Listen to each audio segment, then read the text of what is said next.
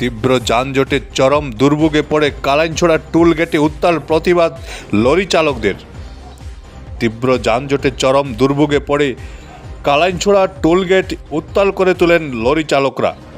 মেঘালয়ের বিভিন্ন স্থানে সড়ক সংস্কারের কাজের জন্য ৬ নম্বর জাতীয় সড়কে গাড়ি চলাচল ব্যাপক বাধার সৃষ্টি হচ্ছে বেশ কিছুদিন ধরে। প্রতিদিন কালাইন থেকে মেঘালয়ের লুমসুং পর্যন্ত তীব্র যানজটের কবলে পড়ে চরম দুর্ভোগ পোহাতে হচ্ছে লরি চালকদের। এ নিয়ে গতকাল কালাইনছড়া টোল গেটের সামনে উত্তাল প্রতিবাদ গড়ে তোলেন লরি চালকরা।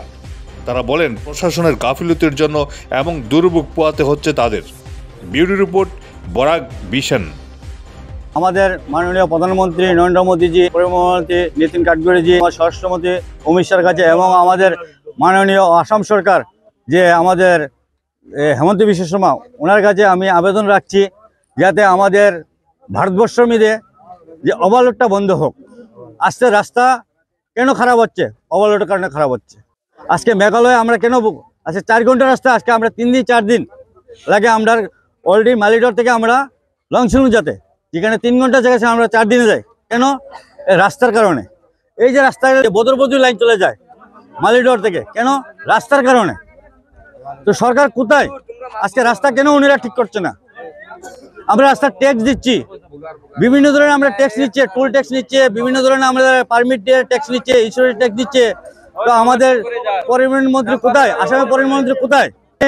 সরকার যে আবেদন রাখবো ওভারলোডটা বন্ধ হোক, রাস্তা ভালো থাকবে এবং রাস্তার কামটা যাতে তাড়াতাড়ি সারক। 4 দিন 5 দিন আমরা ব্লকে থাকতে লাগে খালি গাড়ি নিয়ে ডেলি রাস্তার মাধ্যমে পার্টি হচ্ছে এবং ভাঙচুর করছে। এবং মেঘালয় সরকার এবং মেঘালয়ের যে পাবলিকরা আমাদের উপর যে নির্যাতন করে, কার জন্য? রাস্তার কারণে। তো আমাদের পরিবহন মন্ত্রী কোথায়? আমি সরকার কাছে এটাই আমি জানতে চাই। আমি সরকারের কাছে আবেদন রাখবো তাড়াতাড়ি করে রাস্তার কামটা যাতে মানে ভালো হোক, যাতে আমাদের ড্রাইভারের একটু জলের পরিষেবা দেখ এবং ল্যাট্রিন বাথরুমের একটু পরিষেবাটা উনিরা দেখ। এই ব্লকে প্রায় আমরা 3 মাস রানিং চলতেছে। এখানে আইলে 1 সপ্তাহের উপরে পার হয়ে যায়, খালি গাড়ি লিয়ে পার হইতে। Meghalaya factory, star cement, top cement যাইতে গেলে আমরা কোনো সময় আমরা এরকম জায়গা খাড়া করি, ল্যাট্রিনের সুবিধা নাই, পেচ্ছাপের সুবিধা নাই, বা কেউ দোকানের সামনে ঘরের সামনে খাড়া করলাম, এই গাড়িটা এখান থেকে সরাও, গাড়িটা লইয়ে যখন আমরা ওভারটেক না করলে আমরা যাইমু কোন জায়গা? ওভারটেক করি আইমু, আওয়ার পরে পুলিশে ডান্ডা মারবো, হেডলাইট ভাঙবো। কোনো সময় রাত্রেবেলা তো পুলিশে হেডলাইট ভাঙে, তারপরে আমরা গাড়িটা এখান থেকে সাইড করতে হয়। আমাদের সাইড করা যায়, একটা ছোটো গাড়ি ঢুকে মানুষ একজন গাড়ি তুলে ঢুকে মারা যায়, এটা রিস্ককে লইব পুলিশ হেডলাইট ভাঙার পরে।